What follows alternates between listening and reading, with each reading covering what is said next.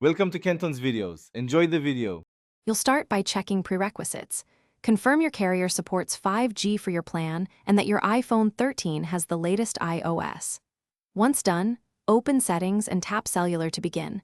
Make sure your SIM is 5G capable or eSIM is provisioned.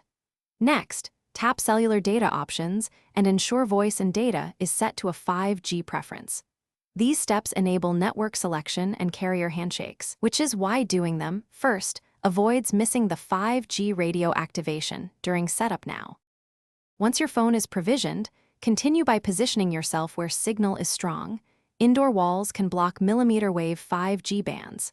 Then, still in Cellular Data Options, set data mode to allow more data on 5G if you want higher speed for apps. Make sure Wi-Fi Assist is configured to prevent unexpected data switching.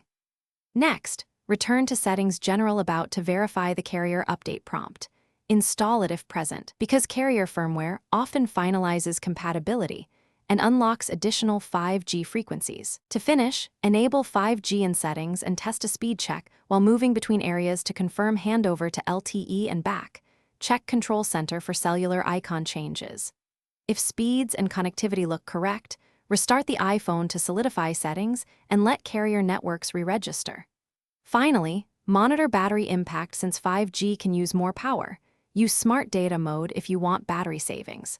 If problems persist, reset network settings and contact your carrier with the iPhone's IMEI ready. Thanks for watching. Consider subscribing if we helped you.